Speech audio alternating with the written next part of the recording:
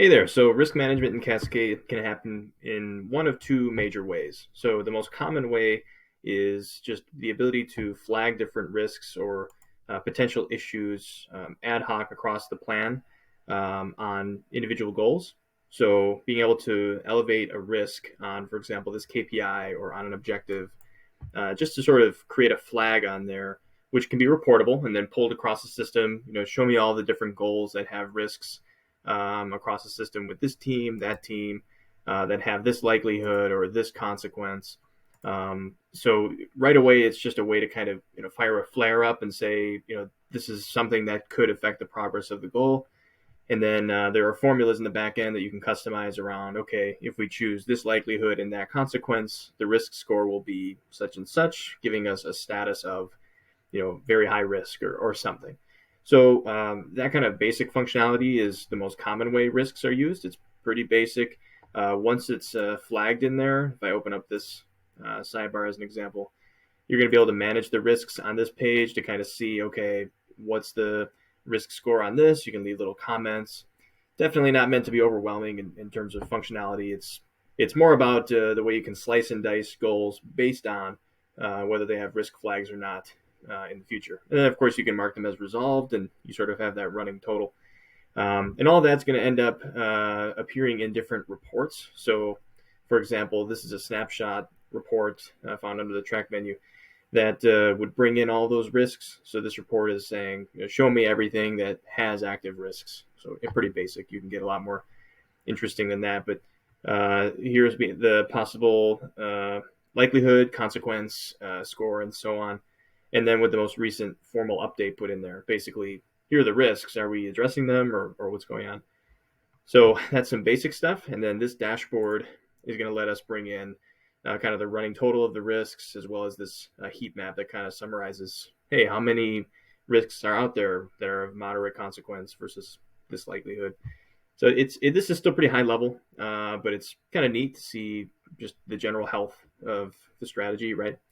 So the second way you can use risks, if I go to this other tab here, is you can actually use the goal templates themselves as risks. So you might have a separate risk management plan where maybe you have a little bit more of a robust process for managing risks that those flags wouldn't be enough for.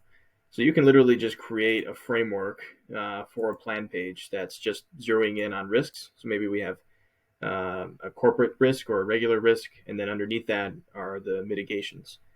And then you can just take advantage of how Cascade fundamentally works, right? Where this top level risk itself is we're about a little more than halfway done resolving this because of the progress we're making on these things underneath or a task list we have on here. So there's a couple of different options. It just kind of depends on where you're coming from with risk management, how much of this has to be about like checklists of things versus we just need to be able to talk about risks in a certain way. So we need a specific form we fill out whenever we talk about a risk. There's just a lot of variety that we've seen out there with how people do it.